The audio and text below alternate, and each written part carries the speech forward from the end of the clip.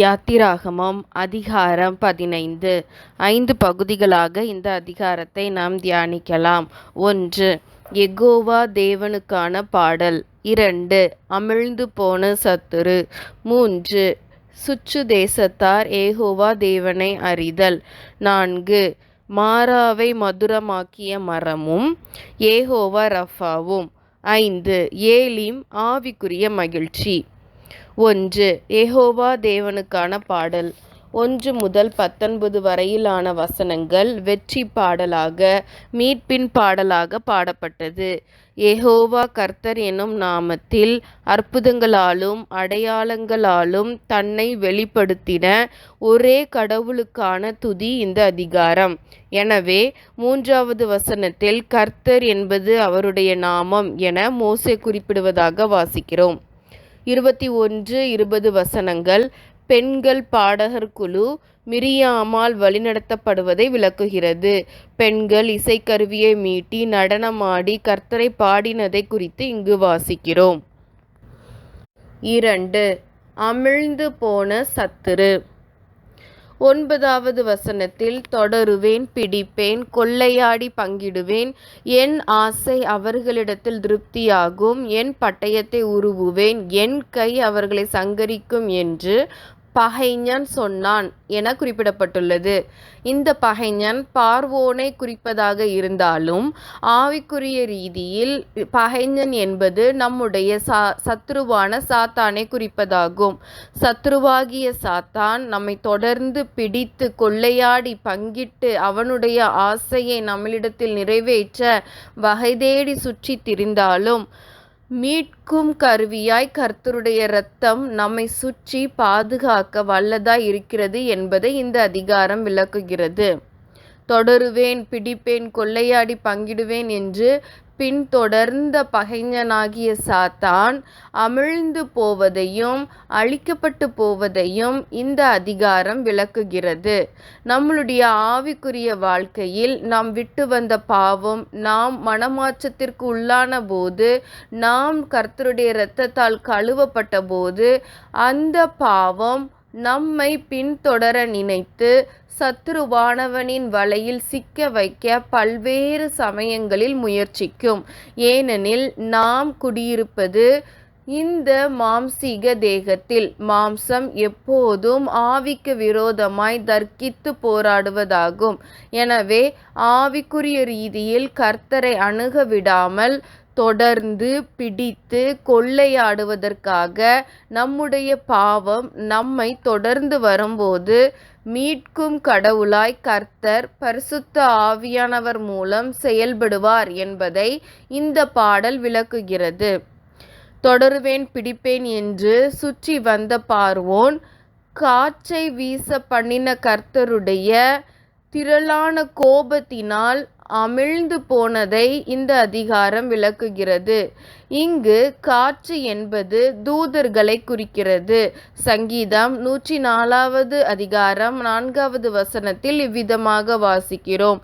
தம்முடைய தூதர்களை காற்றுகளாகவும் தம்முடைய ஊழியக்காரரை அக்கினி ஜுவாலைகளாகவும் செய்கிறார் என.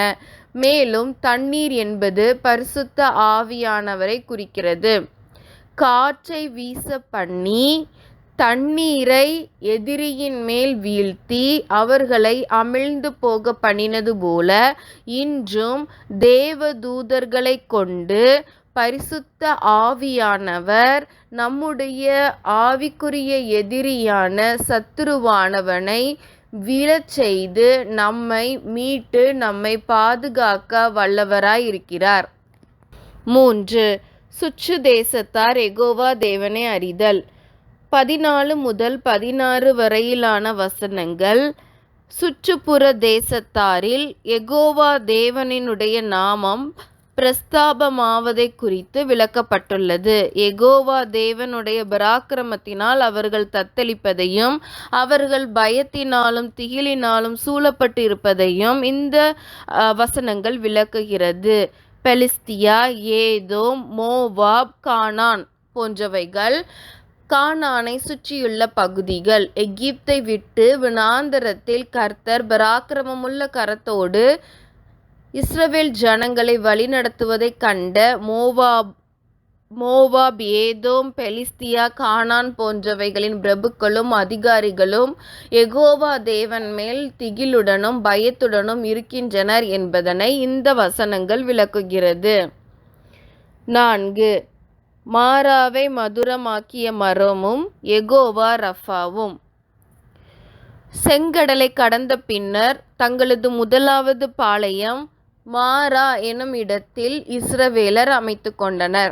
மாரா என்பது கசப்பு எனும் பொருளை தரும்.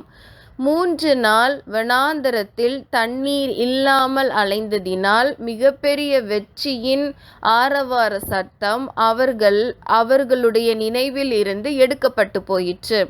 3 நாள் வனாந்தர பயணம் அவர்களுடைய வெற்றியை அவர்களை மறக்க பண்ணினது. எனவேதான் மாராவின் அருகில் வரும்போது ஜனங்கள் முறுமுறுத்ததை நாம் காண்கிறோம். இந்த இடத்தில் கர்த்தர் மோசேயை மரத்தை காண்பித்து அந்த மரத்தை தண்ணீரில் போடச் செய்து தண்ணீரை மதுரமாக்கினதை குறித்ததான விளக்கங்கள் அமைந்துள்ளது. தண்ணீர் மதுரமாக்கப்பட மரம் உபயோகப்படுத்தப்பட்டுள்ளது. இந்த மரம் நம்முடைய பரிகாரியாகிய கர்த்தர் என்பதாகும். பரிகாரியாகிய கர்த்தர் என்று தமிழில் மொழிபெயர்க்கப்பட்டுள்ள வாக்கியத்தின் எபிரேய பதம் யெகோவா ரஃபா என்பதாகும். யெகோவா என்பது கர்த்தர் அல்லது கடவுள் எனவும், ரஃபா என்பது குணப்படுத்துபவர், முழுமைப்படுத்துபவர் எனவும் பொருள்படும். இது சரி செய்தல் எனவும் பொருள்படும். எனவே யெகோவா ரஃபா என்பது முழுமையான சுகத்தை, பரிபூரணத்தை கொண்டு வருகிறவர் என்ற பொருளோடு கர்த்தரின் குணாதிசயம் சுகமளிப்பவர் என்பதை வெளிப்படுத்துகிறது. எப்படி மரம் கசப்பை இனிப்பாக மாற்றியதோ அதேபோல் கிறிஸ்துவாகிய கர்த்தர் மரமாய் சிலுவையில் அறையப்பட்டு நமக்காக இரத்தத்தை சிந்தி கசப்பான வாழ்க்கையை மதுரமாக மாற்றிவிட்டார். இந்த மரம் சிலுவையை குறிக்கும் அடையாளமாக உள்ளது.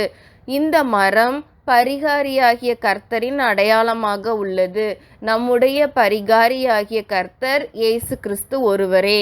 அவருடைய இரத்தம் சுகமளிக்கும் வல்லமையை கொண்டது. 5. ஏலீம் ஆவிக்குரிய மகிழ்ச்சி. செங்கடல் போன்ற பயங்கரம், மாரா போன்ற கஷ்டம் இவைகளை கடந்து ஆவிக்குரிய வாழ்க்கையில் பயணிக்கும் போது அடுத்து வருகிற ஒரு இளைப்பாறுதலின் ஸ்தலமே ஏலீம் ஆகும். இந்த ஏலீம் ஒரு செழிப்பை குறிக்கிற இடமாக உள்ளது. இங்கே 12 நீரூற்றுகளும் 70 பேரீச்ச மரங்களும் இருந்ததாக வாசிக்கிறோம். ஏலீம் என்பது வலுவான மரங்கள் அல்லது கர்வாலி மரங்கள் என பொருள்படும். இந்த ஏலீம் ஒரு மகிழ்ச்சியை குறிக்கிற ஸ்தலமாக இருக்கிறது. சோதனைகள் மூலம் புடமிடப்பட்ட பின்பு கிடைக்கும் கர்த்தருடனான ஐக்கியத்தின் மகிழ்வை இது குறிக்கிறது. எப்போதும் சோதிக்கிற தேவன் அல்ல. நியமங்களையும் பிரமாணங்களையும் கொடுத்து நாம் அதற்கு கீழ்ப்படியும் போது மீட்பின் சந்தோஷத்தால் அவருடன் உள்ள ஐக்கியத்தால் நம்மை மகிழ்விக்கிற தேவனாகவும் அவர் இருக்கிறார். ஜெபிப்போமா. அன்பின் பிதாவே, அருமையான இந்த வேலைக்காக உமக்கு நன்றி ராஜா. இந்த 15வது அதிகாரத்தில் நீர் ஒரு யுத்த வீரராய் தகப்பனே இஸ்ரவேல் ஜனங்களை காத்து மீட்கும் கடவுளாய் யெகோவா தேவனாய் உம்முடைய நாமத்தை சுற்றியுள்ள தேசங்களுக்கு பிரஸ்தாபப்படுத்தி உம்முடைய ஜனங்களை பாதுகாத்து வழிநடத்தினதை குறித்ததான தகப்பனை விளக்கங்களை வாசிக்கிறோம். உம்மை மகிமைப்படுத்துகிறோம், உம்மை போற்றுகிறோம். பெண்களும் உம்மை துதிக்கும் துதியில் இணைந்து கொண்டதை நினைத்து தகப்பனே உம்மை அப்பா ஸ்தோத்தரிக்கிறோம்.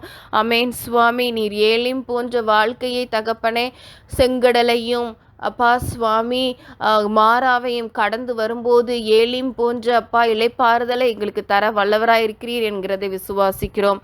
எல்லா துதிகன மகிமை ஒருவருக்கே செலுத்துகிறோம். மீட்பர் இயேசுவின் மூலம் பிதாவே, ஆமென்.